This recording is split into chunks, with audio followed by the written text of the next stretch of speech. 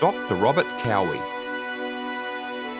The Shetland-born doctor who followed the gold to Otago and became a highly regarded member of the medical fraternity in Dunedin.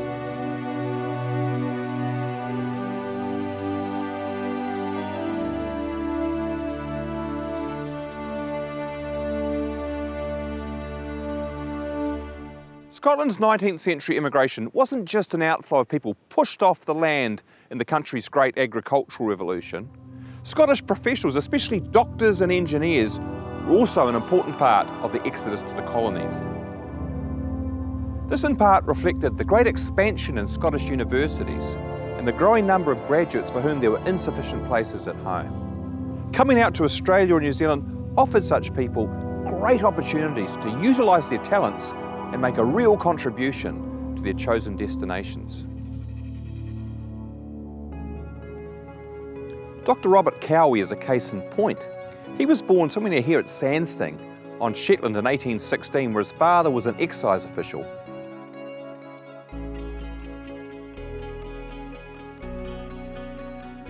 Nothing more is known about his upbringing or his education, except that he graduated with a medical degree from the University of Edinburgh in 1842, and then he trained as a surgeon, being awarded a diploma as a Fellow of the Royal College of Surgeons of Edinburgh here in 1853. 2 years earlier, he had served as ship surgeon on a vessel that joined the search for the Franklin expedition in the Arctic.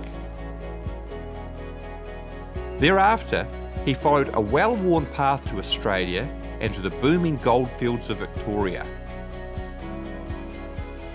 He married a fellow Shetlander, Agnes Gowdy Halcrow, there in 1859 and set up in practice at Collingwood in Melbourne. In August 1862, news reached Australia of the huge gold finds on the Dunstan in Otago. This prompted a renewed surge of migration across the Tasman, with thousands of miners coming on large sailing ships from Britain that were pressed into service to take them across to Otago. The largest group of all was 900 who came on the Accrington, and Dr. Robert Cowie served as the ship's surgeon while his family accompanied him as passengers. Setting up as a medical practitioner in Dunedin, he led a busy life as a surgeon and became particularly known for his expert tooth-pulling skills. He was also the first doctor to set up here in High Street, beginning a trend that saw this area become the equivalent of London's Harley Street in the late 19th century. Described as a big, burly, reddish-bearded man, he was good-natured and slow-going, noted as an excellent and careful doctor for the times. He and Agnes had 2 additional children here in New Zealand, Euphemia and Charles Halcrow, but they also lost their firstborn son as a 3-year-old in 1863. Robert himself died in 1880.